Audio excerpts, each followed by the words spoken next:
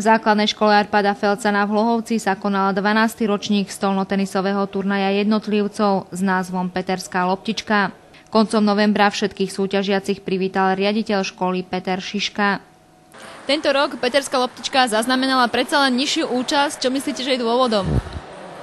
Neviem si to vysvetliť, ale z druhej stránky si myslím, že je to aj ten piatok, posledný deň v týždni, je to po vyučovaní, tak niektorí deti už nemajú takú motiváciu, i keď máme pekné ceny pre tých najlepších, ale zase tí, ktorí vydržali a sem prišli, tak myslím, že si zahrajú a budú mať taký zážitok na celý život. Aká je úroveň tohto športu u vás na škole, ale prípadne i v Hlohovci, a aké súťaže hrajú žiaci? Naši žiaci sú účastníkmi Krajskej žiackej ligy, druhej ligy, ktorú súťažíme. Teraz máme dievčatá, ktoré sú veľmi dobré na tom.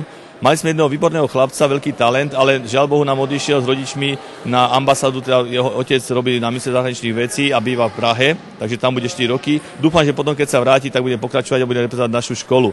Čo sa týka našich teraz momentálne, máme tu 3 dievčatka, ktoré bojujú na slovenských bodovačkách. Jedna je taký talent takisto, ktorá skončila teraz naposledy v Majcichove do 18.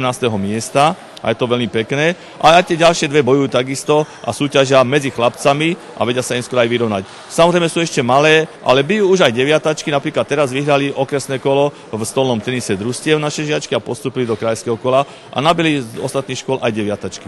Súťažiacím želám všetko najlepšie, samozrejme veľa úspechov, zdaru a aby vydržali v tomto športe, lebo to krásny šport, dá sa hrať po celý rok, i keď teda v halách, ale má aj budúcnosť, lebo nakoľko tento šport rastie aj po dedinách, po obciach tuto okolí a máme také vzory napríklad aj u nás, toho paralympionika, pána Riapoša, ktorý je takým mementom, ale takým vlastným ukazovateľom, že čo všetko človek dosiahnuť, keď sa mu chce a keď sa aj darí.